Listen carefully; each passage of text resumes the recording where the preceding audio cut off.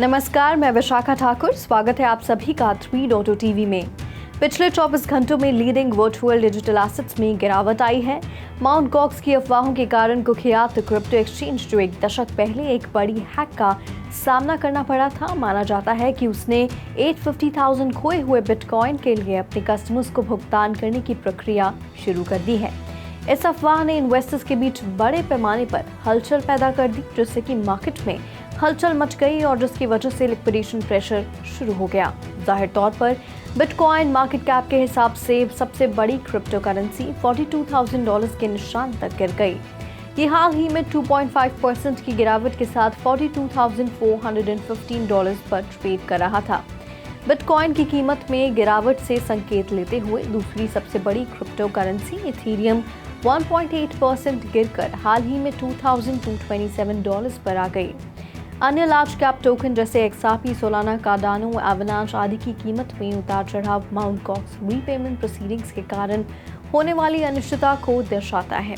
Binance token ने अपने defined mode को बनाए रखा है, जबकि सोलाना ब्लॉकचेन के नेटिव टोकन सोल ने अपने कुछ लाभ कर लिए हैं, लेकिन अभी भी $100 का निशान बनाए हुए हैं, जिसकी वजह से पिछले 24 घंटों में ग्लोबल क्रिप्टो मार्केट कैप 1.9% घटकर $1.65 ट्रिलियन हो गया। इसके अलावा टोटल क्रिप्टो मार्केट का वॉल्यूम 7.1% बढ़कर $81.7 बिलियन हो गया। डीफाई में टोटल वॉल्यूम वर्तमान में $9.4 बिलियन है और सभी स्टेबल कॉइन्स $73 बिलियन, जो कि टोटल क्रिप्टो मार्केट के 24 घंटे की वॉल्यूम का क्रमशः 11.6% और 89.4% का प्रतिनिधित्व करता है। बिटकॉइन का प्रभुत्व वर्तमान में 50.3% है, जो दिन के दौरान 0.3% कम है। IC15 इंडेक्स टॉप 15 टोकन का बैरोमीटर 2.1% गिरकर 54,945 पर आ गया। इस बीच माउंट गॉक्स ट्रस्टी वॉलेट से इस समय कोई बिटकॉइन आउटफ्लो दर्ज नहीं किया गया है।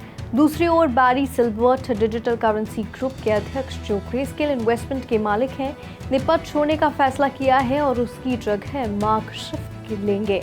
सिल्वर्ट पर इन्वेस्टर्स से $1 बिलियन से अधिक की धोखाधड़ी का आरोप है।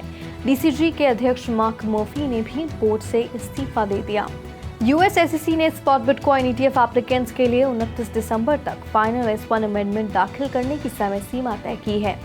SEC अधिकारियों ने 2024 की शुरुआत में स्पॉट बिटकॉइन ETF लॉन्च करने का लक्ष्य रखने वाली कम से कम 7 कंपनियों के प्रतिनिधियों से मुलाकात की, जिसमें कि black rock, greyscale investment, arc invest और 21 शेयर्स के प्रतिनिधित्व शामिल हैं। मीटिंग्स में नास्डैक और शिकागो बोर्ड ऑप्शंस एक्सचेंज जैसे एक्सचेंजों के प्रतिनिधि, लॉयर्स और इशुअर्स भी शामिल थे। स्पॉट बिटकॉइन ETF के सफल लॉन्च को सुनिश्चित करने के लिए समय सीमा निर्धारित की गई है।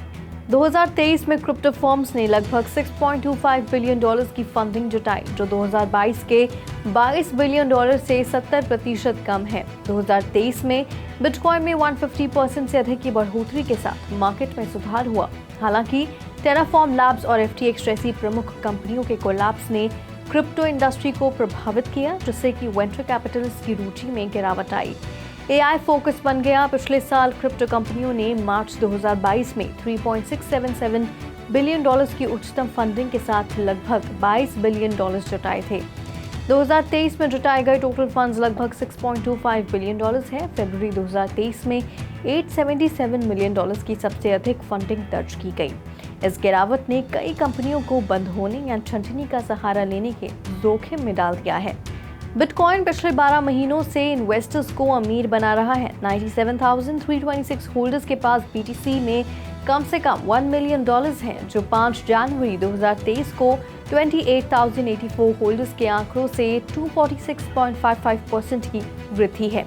इनमें से 89,864 एड्रेसेस पर बिटकॉइन या शेष राशि $1 मिलियन से अधिक है, जबकि 7,462 के पास प्रमुख डिसेंट्रलाइज्ड फाइनेंस एसेट $10 मिलियन या अधिक है। सबसे बड़े BTC होल्डर्स क्रमशः 89,864 और 7,462 हैं।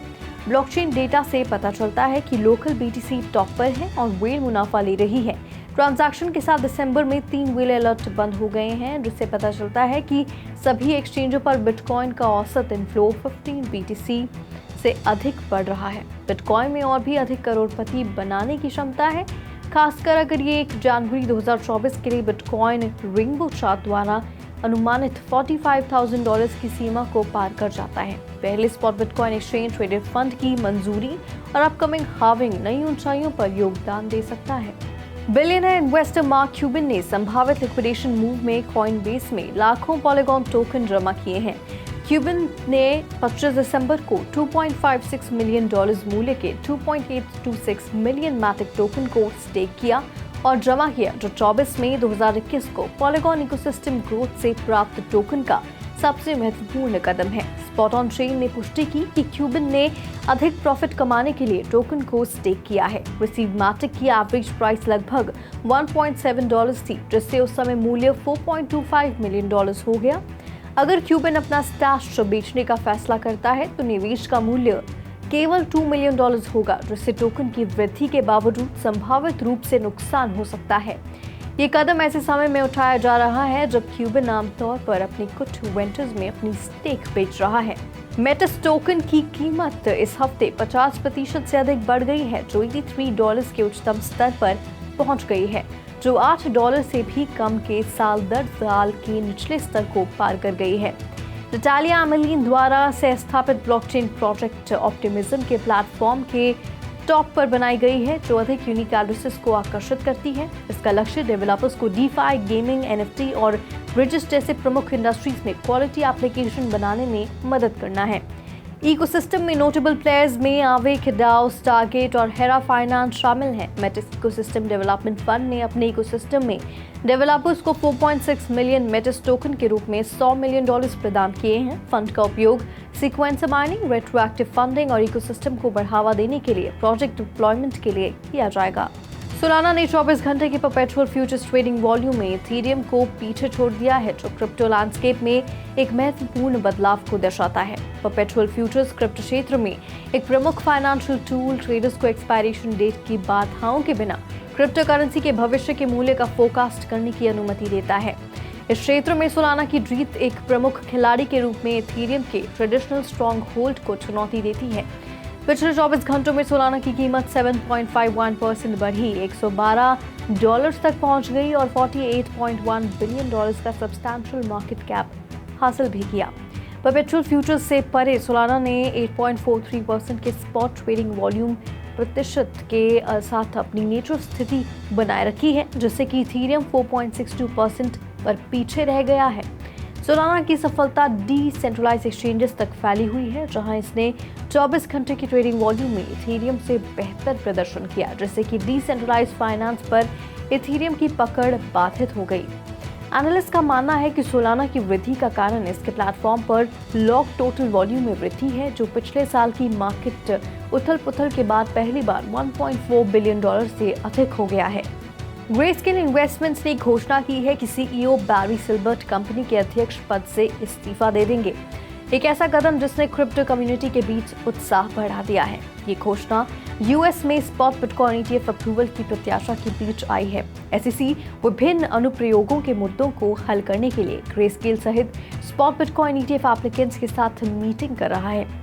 फाइनल चेंजेस की डेडलाइन 29 दिसंबर निर्धारित की गई है और ये बातचीत एसईसी के लिए इन ईटीएफ एप्लीकेशन पर निर्णय लेने की 10 जनवरी की डेडलाइन के रूप में आती है।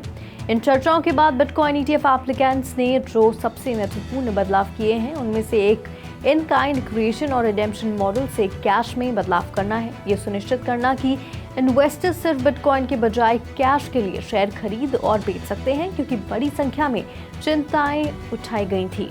इन्वेस्टर्स मार्केट में हेरफेर भी कर सकते हैं। स्लीपलेस एआई एक Web3 और एआई इंटीग्रेटेड गेमिंग प्लेटफॉर्म है जो कल लॉन्च होगा, जो यूजर्स को 7 दिनों की अवधि में एआई टोकन अर्जित करने के लिए BNB, FTUSD और TUSD को स्टेक करने की अनुमति देगा। एआई टोकन 4 जनवरी से बाइनेंस पर ट्रेडेबल होंगे, जिसमें कई ट्रेडिंग पेयर्स अवेलेबल होंगे। एआई टोकन का टोटल सप्लाई 1 बिलियन निर्धारित किया गया है, जिसमें 70 मिलियन लॉन्च पूल रिवॉर्ड के लिए नामित हैं।